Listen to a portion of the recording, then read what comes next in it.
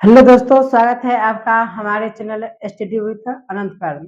आज की वीडियो में हम बात करने वाले हैं कक्षा 10वीं का गुदहुली भाग 2 का सेकेंड अध्याय, जिसका नाम है विष के दांत। तो इस चैप्टर का हम सब्जेक्टिव और ऑब्जेक्टिव दोनों हम देखने वाले हैं। तो वीडियो अगर अच्छा लगे तो लाइक और सब्सक्राइब जरूर करिएगा। तो चलते हैं, क्लास स्टार्ट करते हैं।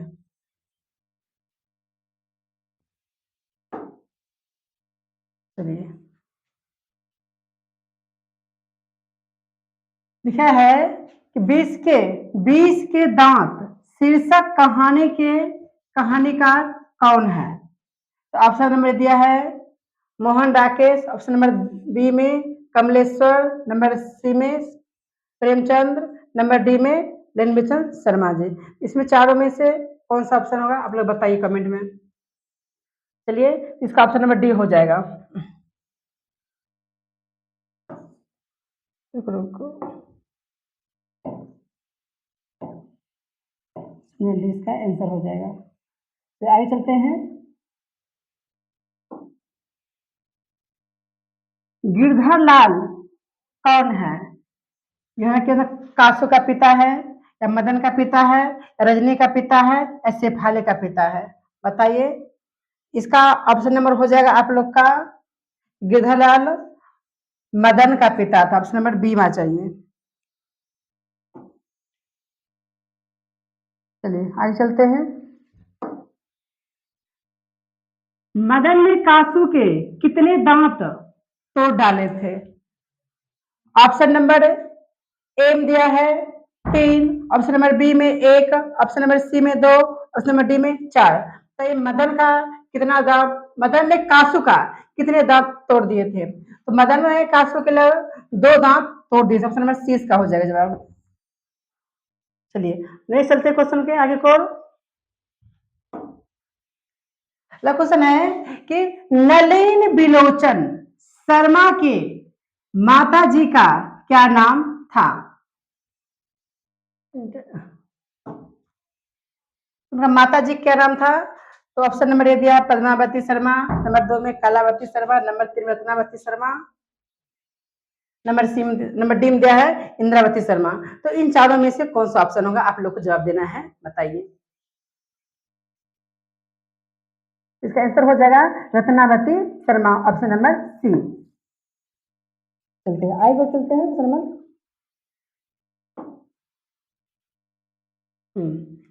कि नलिन बिलोचन शर्मा के कहानियों में किसके तत्व समग्रता से उभर कर आए हैं? तो नंबर डी में दिया राजनीतिक कथा का, मनोवैज्ञानिकता का, सामाजिकता का, इनमें से सभी से, इनमें से कौन सा होगा वो आप लोग को बताना है, कमेंट करिए बताइए। इसका ऑप्शन नंबर बी हो जाएगा मनोवैज्ञानिकता का। चलते हैं, देखो चलते हैं, नंबर 6 में चलते हैं। मोटर कार को किससे खतरा हो सकता था? तो इसका आप बताइए क्या होगा। इसका ऑप्शन नंबर एम दिया है ड्राइवर से, मदन से, खोखा से, इंजीनियर से। इसका ऑप्शन नंबर हो जाएगा डी खोखा से, ऑप्शन नंबर सी। चलते आगे चलते हैं इसका 7 नंबर का कि खोखा खोखी किस भाषा का शब्द है? खोखा खोखी किस भाषा का शब्द है? तो ऑप्शन नंबर ए है तमिल का, ऑप्शन नंबर बी में है भोजपुरी का, ऑप्शन नंबर सी है बांग्ला का, ऑप्शन नंबर डी है हिंदी का। तो इन चारों में से कौन सा होगा, बताइए आप लोग। तो इसका आंसर हो जाएगा ऑप्शन नंबर सी हो जाएगा, बांग्ला का। चलते आगे चलते ऑप्शन नंबर 8 में चलते हैं आगे कि ऐसे ही लड़के आगे चलकर गुंडे, चोर, डाकू बनते हैं। यह पंक्ति कहानी के किस पात्र ने कही है? यानी यह कहानी में जो 20 के दांत में है, तो ये शब्द किसने बोला कि आगे चल के लड़का चोर गुंडा बनेगा?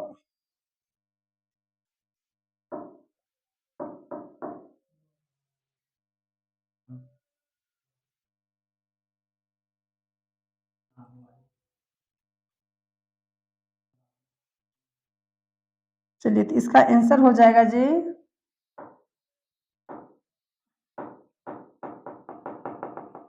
ऑप्शन नंबर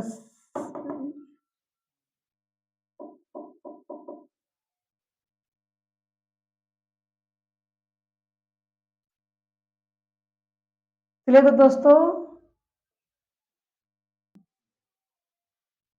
उसे बताइए दोस्तों इसका आंसर क्या होगा। तो ऐसे लड़के आगे चलकर गुंडे चोर डाकू बनते हैं, यह पंक्ति कहानी के किस पात्र ने कही है।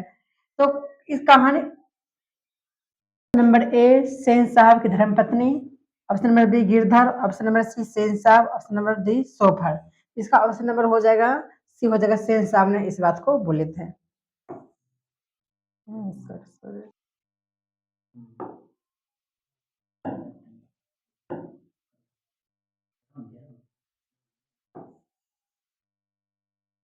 आगे चलते हैं, नेक्स्ट चलते हैं। खोखा खोखी का अर्थ क्या होगा यहाँ पे। बच्चा बच्ची या बाबा दादा या भाई बहन या चाचा चाची। इसका ऑप्शन नंबर ए हो जाएगा बच्चा बच्ची। चलते नेक्स्ट चलते हैं। खोखा का क्या नाम है, यानी खोखा का रियल नाम क्या था।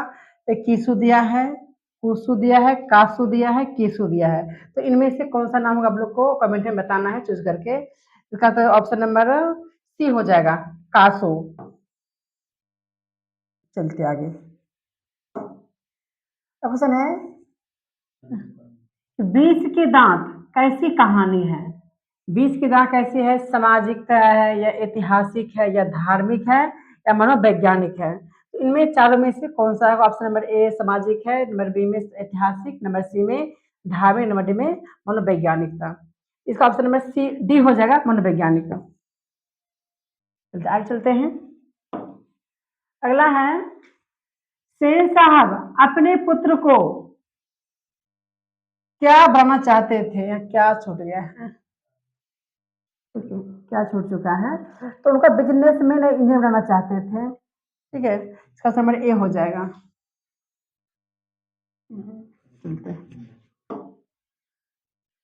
मदन अक्सर किसके हाथों से पीटता था। तो मदन हमेशा किसके हाथ से। तो ऑप्शन नंबर ए है माता, बी में सेन साहब, ऑप्शन डी में सी में खोखा, ऑप्शन डी में पिता। तो मदन अक्सर अपने पिता के हाथ पीटा करते थे। आगे चलते हैं। नलिनी बेचन शर्मा के पिता का नाम क्या था। उनका पिताजी क्या नाम था। ऑप्शन नंबर 4 दिया गया है, चारों नंबर एक में नंबर ए में दिया है पंडित राव अवतार शर्मा, नंबर बी में दिया गया है कृष्णा अवतार शर्मा, नंबर सी में पंडित मृत्युंजय शर्मा, नंबर डी में पंडित दशावतार शर्मा। तो इसका कौन सा आप लोग कमेंट में बताइए कौन सा ऑप्शन होगा। इसका ऑप्शन नंबर हो जाएगा ए हो जाएगा पंडित रमा अवतार शर्मा। चलते हैं चलते हैं क्वेश्चन नंबर आगे की ओर। सेन साहब ने किसे खूब फटकार लगाई। सेन साहब ने किसको खूब बोले थे। ऑप्शन नंबर ए में गिरधर लाल को, नंबर बी में खोखा को, नंबर सी में मदन को, ऑप्शन नंबर डी में शेफाली को। तो किसे फटकार लगाया खूब, तो बताइए इसका ऑप्शन नंबर कौन सा हो जाएगा। ऑप्शन नंबर ए हो जाएगा गिरधर लाल को फटकार लगाए थे। चलते आगे चलते हैं। 20 के दांत कहानी किस वर्ग के अंतर विरोधों को उजागर करती है। इसका ऑप्शन नंबर कौन सा हो जाएगा। ऑप्शन नंबर ए में दिया है निम्न वर्ग का, ऑप्शन नंबर बी में दिया है उच्च वर्ग का, ऑप्शन नंबर सी में दिया मध्यम वर्ग का, ऑप्शन नंबर डी में दिया है व्यापारिक वर्ग का। इसको कौन सा होगा आप लोग कमेंट में बताइए। तो इसका ऑप्शन नंबर हो जाएगा सी हो जाएगा मध्यम वर्ग को। आज चलते हैं कि कासु मदन के साथ किस खेल में शरीक होना चाहता था। तो कौन सा खेल में। तो कासु तो फुटबॉल, ऑप्शन नंबर ए दिया है फुटबॉल के खेल में, ऑप्शन नंबर बी दिया है हॉकी के खेल में, ऑप्शन नंबर सी दिया है बैडमिंटन के खेल में, ऑप्शन नंबर डी दिया है लट्टू का खेल। तो इन चारों में से कौन सा आप लोग बताए कमेंट में। इसका ऑप्शन नंबर कौन सा होगा। तो समस्या डी हो जाएगा लट्टू के खेल में। आगे चलते हैं। सेन साहब किसके बैंक से ऐठ कर रह गए। किसके बैंक से सब रह गए बताइए। ऑप्शन नंबर ए में दिया पत्रकार महोदय के बैंक से, ऑप्शन नंबर बी में दिया है मुखर्जी साहब के बैंक से, ऑप्शन नंबर सी में दिया है सिंह साहब के बैंक से, सिंह साहब के बैंक से, और डी में दिया गिरधर लाल के बैंक से। तो इसका ऑप्शन नंबर ये हो जाएगा पत्रकार महोदय के बैंक से। आगे चलते हैं। मदन की उम्र क्या थी? इसको ऑप्शन नंबर ए में दिया 5 से 6 साल, ऑप्शन नंबर बी में 7 से 8 साल, ऑप्शन नंबर सी में 3 से 4 साल, ऑप्शन नंबर डी में 9 से 10 साल। इसमें कौन सा होगा आप लोग बताइए, ऑप्शन नंबर कौन सा होगा? इसका ऑप्शन नंबर ए हो जाएगा 5 से 6 साल। आगे चलते हैं। मदन किसका पुत्र था? मदन किसका पुत्र था? नंबर ए में दिया है सेन साहब का, नंबर बी में गिरधर का, नंबर सी में सोफर, नंबर डी में सिंह साहब। कौन सा होगा? इसका आंसर हो जाएगा गिरधर लाल का, गिरधर का पुत्र था। आगे चलते हैं कि नलिनी बिलोचन शर्मा का, नलिनी शर्मा सॉरी नलिनी बिलोचन शर्मा पटना विश्वविद्यालय के हिंदी विभाग के अध्यक्ष कब बने थे? कौन सी साल में? तो सन 1958 ईस्वी में, सन 1957 ईस्वी में, सन 1963 में, सन 1959 में। ये कौन सा आंसर हो जाएगा इसका? तो ऑप्शन नंबर हो जाएगा कौन, ए या बी या सी, कौन सा आप बताइए? इसका ऑप्शन नंबर डी हो जाएगा 1959 में। आगे चलते हैं कि नलिन बिलोचन शर्मा का जन्म कब हुआ? उनका जन्म हुआ था कब? ऑप्शन नंबर ए दिया है 14 जनवरी 1915, ऑप्शन नंबर बी में 18 फरवरी 1916, ऑप्शन नंबर सी में 22 मार्च 1917, ऑप्शन नंबर डी में 24 अप्रैल 1918। तो कौन सा होगा आप लोग बताइए? इसका तो ऑप्शन नंबर कितना कौन सा हो जाएगा? ऑप्शन नंबर इसका डी हो जाएगा 18 फरवरी 1916। चलते आगे की ओर। प्रश्न दिया गया है कि नलिनी बिलोचन शर्मा की मृत्यु कब हुई? कौन सी साल में? तो ऑप्शन नंबर ए दिया 22 सितंबर 1961, नंबर बी में दिया 14 सितंबर 1961, नंबर सी में 16 सितंबर 1961, 18 सितंबर डी में 1961। इसका ऑप्शन नंबर कौन सा हो जाएगा? इसका ऑप्शन नंबर ए हो जाएगा। आगे चलते हैं कि नलिन बिलोचन शर्मा का जन्म कहाँ हुआ? का जन्म स्थान कहाँ है? नंबर ए में दिया है गांधी घाट पटना, और नंबर बी में कृष्णा घाट पटना, नंबर सी में दिया है बदर घाट पटना, नंबर डी में रानी घाट पटना। सब पटना ही है, लेकिन इनमें कौन सा होगा चूज करना है चार में से? इसका ऑप्शन नंबर कौन सा हो जाएगा बताइए आप लोग? इसका ऑप्शन नंबर हो जाएगा सी बदर घाट पटना। आगे चलते हैं कि दृष्टिकोण किनकी रचना है? दृष्टिकोण का किसने लिखे, कौन किनकी रचना है? तो ऑप्शन नंबर ए में दिया है रामावतार शर्मा, नंबर बी में नलिन बिलोचन शर्मा, नंबर सी में मोहन राकेश, नंबर डी में प्रेमचंद्र। इनमें से कौन सा होगा आप लोग बताइए, कौन सा ऑप्शन? इसका ऑप्शन नंबर हो जाएगा बी हो जाएगा बिलोचन शर्मा। चलते आगे की ओर।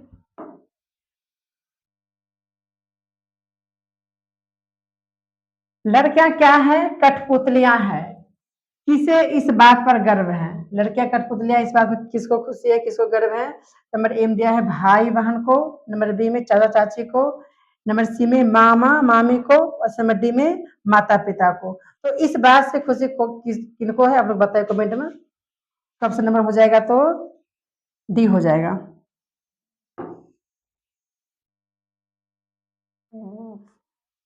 चलते आगे कौन है? कौओं की जमात में शामिल होने के लिए कौन ललक गया? कौआ। तो ऑप्शन नंबर ए में दिया है कबूतर, ऑप्शन नंबर बी में हंस, ऑप्शन नंबर सी में बतख, ऑप्शन नंबर डी मछली। कौआ यानी मदन, हंस यानी कासो। तो नंबर सी हो जाएगा बी हंस।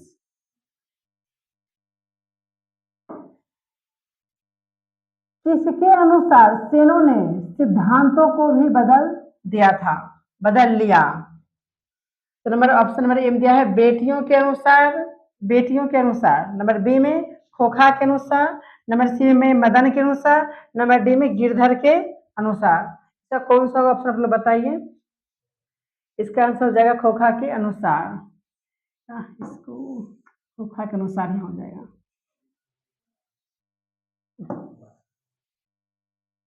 चलते आगे को। सेन साहब की कितनी लड़कियां थी? ऑप्शन नंबर ए में 3, ऑप्शन नंबर बी में 6, ऑप्शन नंबर सी में 5, ऑप्शन नंबर डी में 4। इसका कौन सा आप लोग बताइए। तो उनकी कितनी लड़कियां थी? तो इसका ऑप्शन नंबर हो जाएगा 5 हो जाएगा। 5 लड़कियां थी। सोफर शब्द का अर्थ क्या है? नंबर ए में दिया है सभ्यता, नंबर बी में संबंध, नंबर सी में मतलब नंबर डी में ड्राइवर। तो कौन सा होगा? ऑप्शन नंबर इसका डी हो जाएगा ड्राइवर। चलिए, तो आज का इस चैप्टर का 20 के दांव का चैप्टर का ऑब्जेक्टिव 30 तो पूरा खत्म हो गया, जो कि बिहार बोर्ड में हर एक साल इस चैप्टर से क्वेश्चन पूछता है।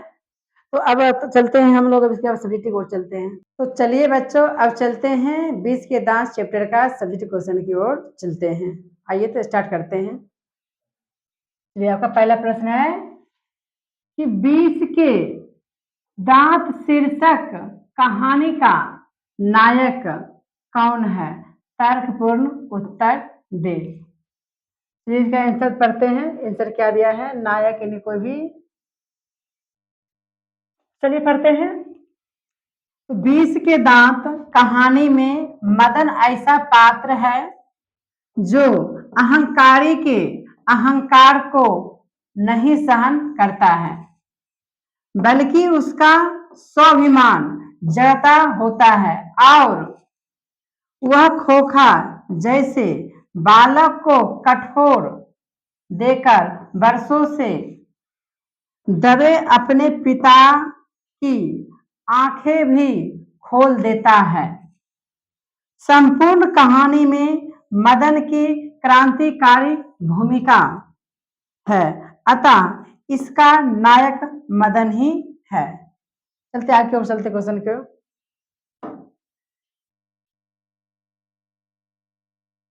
खोखा किन मामलों में अपवाद था?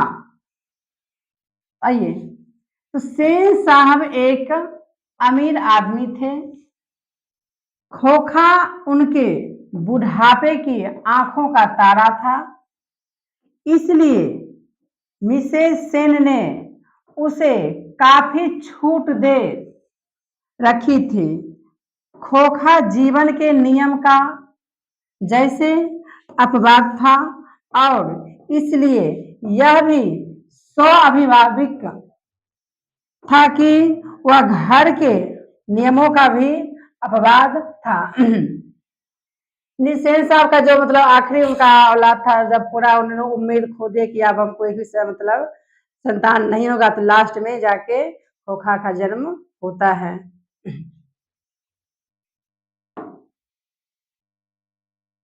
विष के दांत शीर्षक की सार्थकता स्पष्ट कीजिए।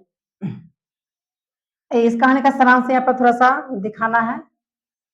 तो 20 के दांत शीर्षक महल और झोपड़ी की लड़ाई की कहानी है। मदन द्वारा पीटे जाने पर खोखा के जो दांत टूट जाते हैं, यहाँ 2 होगा, यहाँ 2 होना चाहिए। 2 दांत टूट जाते हैं। वे अमीरों की प्रदर्शन प्रियता और गरीबों पर उनके अत्याचार के विरुद्ध एक चेतावनी है, सशक्त विद्रोह है, यही इस कहानी का लक्ष्य है। अतः निस्संदेह कहा जा सकता है कि 20 के दांत इस दृष्टि से बड़ा ही सार्थकता शीर्षक है। अमीरों के 20 के दांत तोड़कर मदन ने जिस उत्साह और जोश और आग का परिचय दिया है, वह समाज के ना जाने कितने गिरधर लाल के लिए ग्वालस की बात है। इसमें लेखक द्वारा दिया गया संदेश मार्मिक बन पड़ा है। यानी मतलब गरीब लोग को अमीर लोग क्या करते थे, उनके अंदर मतलब उन पर रुआब दिखाते हर हमेशा, कोई भी है।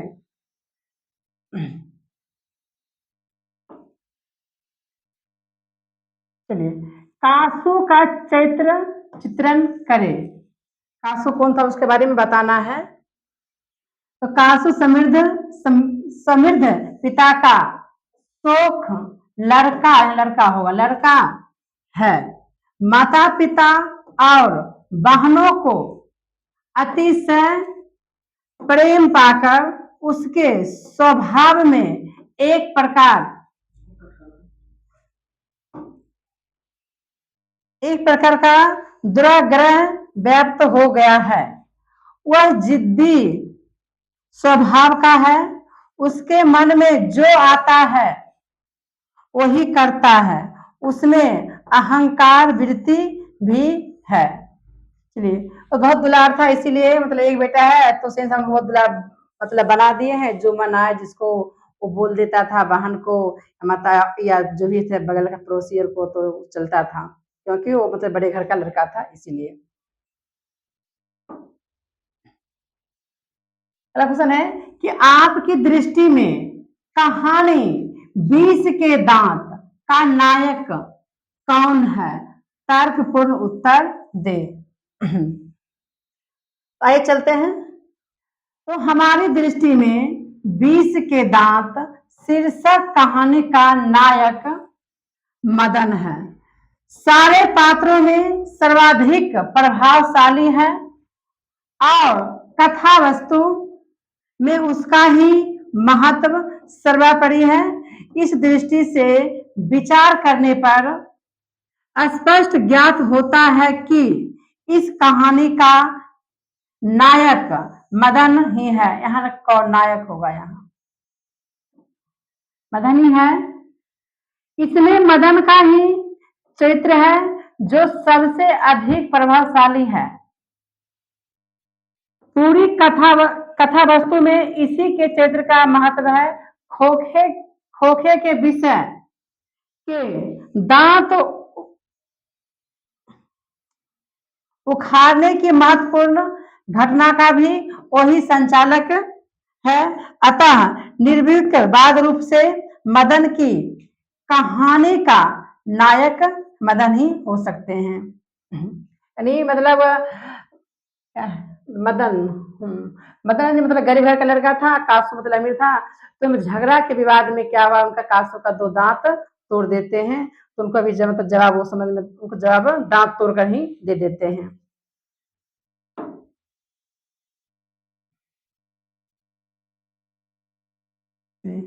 सेन साहब के परिवार में बच्चों के पालन पोषण में किए जा रहे लिंग आधारित भेदभाव को अपने शब्दों में वर्णन कीजिए। फिर पढ़ते हैं कि सेन साहब अमीर आदमी थे। उनकी 5 लड़कियां थी एवं एक लड़का था। उस परिवार में लड़कियों के लिए घर में अलग नियम तथा शिक्षा थी, लेकिन लड़के के लिए अलग नियम एवं अलग शिक्षा बनाए गए थे। ऐसे होना चाहिए। चलिए आगे चलते हैं। मदन और ड्राइवर के बीच के विवाद के द्वारा कहानीकार क्या बताना चाहता है? चलिए, तो मदन और ड्राइवर के बीच विवाद के द्वारा कहानीकार बताना चाहते हैं कि अपने पर किए गए अत्याचार का विरोध करना पाप नहीं है। सेन साहब की नई चमकती काली गाड़ी को केवल छूने भर के तथा कथित अपराध के लिए मदन सोफर द्वारा घसीटा जाता है। यह गरीब बालक पर अत्याचार है। मदन द्वारा उसका मुकाबला करना, अत्याचारियों पर विजय प्राप्त करने का प्रयास है। चलता है एक और।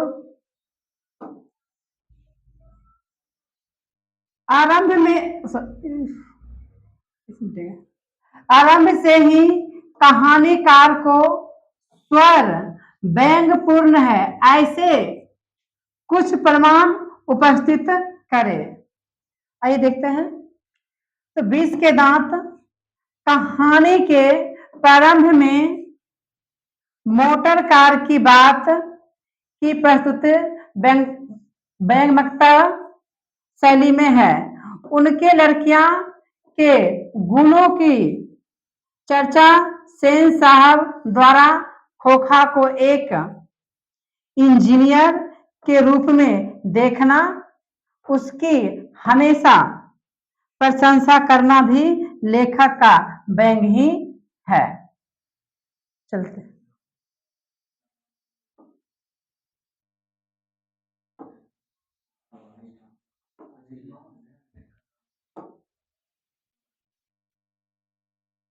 चलिए, तो आप लोग का इस 20 के दांत चैप्टर का सब्जेक्टिव 8 क्वेश्चन समाप्त हुआ है। अगर वीडियो अच्छा लगे तो लाइक और सब्सक्राइब करना ना भूले।